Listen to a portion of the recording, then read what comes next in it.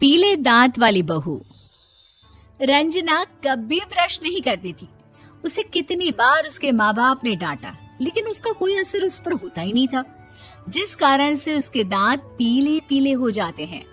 शादी के बाद अरे बहू, वैसे तो तुझ में कोई कमी नहीं है, पर तेरे दांत इतने पीले कैसे हैं बेटा? कैसे मतलब? कोई सर्जरी थोड़ी ना कराई है। वो तो क्या नाम, मैं ब्रश नहीं करती थी तो पीले हो गए। अब क्या करूं? आप कहे तो लाल करवा लूं या फिर काले? यार ये क्या है, क्यों माँ से लड़ रही हो? लड़ रही हूँ? अरे मैं लड़ रही हूँ या ये बोल रही है कि दांत पीले हैं, पीले। अरे तपस्या थोड़ी ना की है इन्हें पीले करने के लिए। बकायदा ब्रश नहीं किया है 20 साल तक, तब जाकर। छी, कैसी बात कर रही हो? ये उस वक्त तो पीले नहीं थे जब हम लोग तुम्हें देखने आए थे। अरे तब साफ करवा लिया होगा डेंटिस्ट के पास जाकर। अब देखो कैसे पीले पीले लग रहे हैं। रंजना सास की तरफ गुस्से से देखती है। फिर शुरू हो गई पीले पीले पीले। अरे पीले तो तब भी थे जब मेरे हाथ का रसगुल्ला उड़ा उड़ा कर खा रही थी और बोल रही थी, लड़की नहीं गुणों का खजाना दे रहे भाई साहब आप। खैर, अब वो लोग करते भी तो क्या करते, पीले दांत वाली बहू पल्ले पड़ी थी तो झेलना तो था ही। एक दिन कीर्तन में रंजना गाना गा रही थी। अरे कमला बहन, माँ का द्वार है, यहाँ तो सब शुद्ध होकर आते हैं, फिर अपनी बहू को ब्रश भी नहीं करवाती तुम। दूर से पीले पीले दांत भक्ति में बाधा उत्पन्न कर रहे हैं। अरे कोई 2 साल के बच्चे थोड़ी ना लेकर आई हूँ मैं बहू बनाकर। अच्छी खासी लड़की है, अरे कैसे करवाऊं ब्रश? ये तो उसे खुद करना चाहिए ना।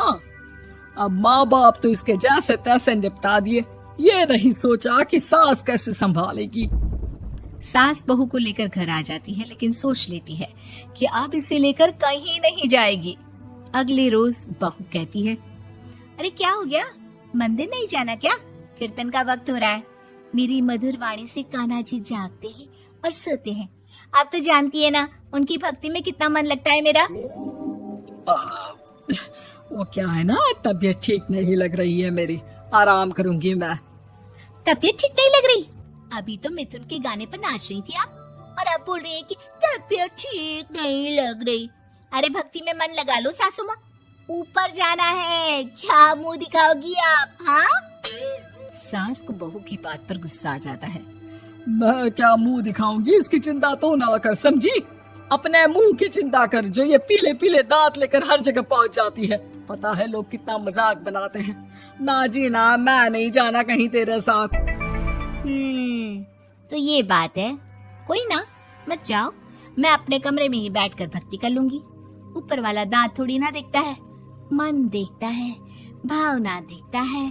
और अरे बस बस, तू सब कुछ दिखा, बस ये सफेद चमकदार दांत ना दिखाना किसी को, है? जा यहाँ से। बहू को सास की बात का कोई फर्क नहीं पड़ता। वो तो जैसी थी वैसी ही रह जाती है। सुबह नहाकर किचन में खाना बनाना, फिर खाना खाना, कीर्तन भजन करना और सो जाना। एक दिन, माँ जी मैं सहेली के घर जा रही हूँ, शाम को लेट आऊंगी। हाँ, तो जाना, मैंने कौन सा तेरी आरती करनी है घर पर बैठकर। रंजना सहेली के घर जाती है, जहाँ वो पार्टी में जाने की तैयारी कर रही होती है। अरे शिखा, कहाँ जाने की तैयारी कर रही है? मैं गलत वक्त पर आ गई क्या? अरे नहीं यार, उल्टा सही वक्त पर आई है। मैंने ये साड़ी और ज्वेलरी निकाली है यार, शाम को इनके ऑफिस की एक पार्टी में जाना है। बताना कैसा लग रहा है ये सब? नहीं यार, इस ड्रेस के साथ तो वो वाली ज्वेलरी अच्छी लगेगी। हाँ, सही बोल रही है, मैंने ध्यान ही नहीं दिया। वैसे तो हमेशा से मस्त फैशन सेंस रखती है। तो बड़ा जाती होगी ना पति के साथ पार्टी में। रंजना कुछ नहीं बोलती, बस सोचती है कि यार काश ये बात सही हो जाती। पर मैं क्यों नहीं जाती पार्टी में? क्या इन लोगों की कोई पार्टी होती नहीं होगी? रंजना घर आती है और रात में पति से सवाल करती है, एक बात बताइए, आप मुझे किसी पार्टी में क्यों नहीं ले जाते? क्या आपके यहाँ ऑफिस में पार्टी नहीं होती? पति बेचारा क्या कहता कि दांत पीले हैं तुम्हारे इसलिए। अरे कोई पार्टी होती नहीं हम लोगों के ऑफिस में, तो कहाँ से लेकर जाऊं? और मार्केट, मॉल, कहीं वीकेंड घूमना, कहीं तो।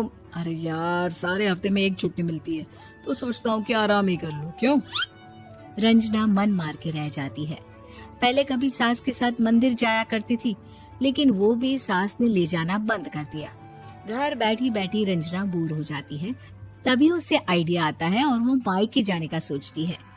सासू माँ, 2 दिनों के लिए मम्मी के घर जा रही हूँ। अच्छा अच्छा ठीक है, आराम से जा। और हाँ, माँ से कुछ अच्छी आदत सीख कर आना कि कैसे शरीर के हर भाग की तरह दांतों की सफाई भी जरूरी होती है, समझी? शुरू हो गई ना आप। वो लोग आपकी तरह नहीं है कि छोटी छोटी बात का बतंगड़ बना दे। उन लोगों के लिए मैं मायने रखती हूँ, ना कि मेरे पीले पीले दांत। रंजना माँ को बिना बताए उन लोगों को सरप्राइज देती है, लेकिन जैसे ही वो दरवाजे पर पहुंचती है, अंदर देखती है कि घर वाले कहीं जा रहे होते हैं।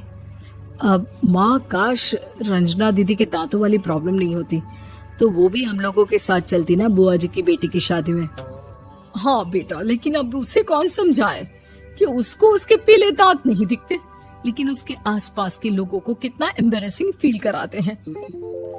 मुझे तो कितनी बार उसके स्कूल की टीचर ने शिकायत की कि उसके साथ कोई लड़की बैठना भी नहीं चाहती, और ना ही कॉलेज में कोई उससे बात करना चाहता था। लेकिन पता नहीं क्यों उसे ये बात समझ में ही नहीं आती। कोई कमी नहीं है उस लड़की में, बस यही कि दांत पीले हैं। वो तो भला हो जीजा जी और उनकी माँ का, जो दीदी को जैसी है वैसे ही रखा हुआ है। रंजना को अपने घर वालों की बात सुनकर बहुत दुख होता है।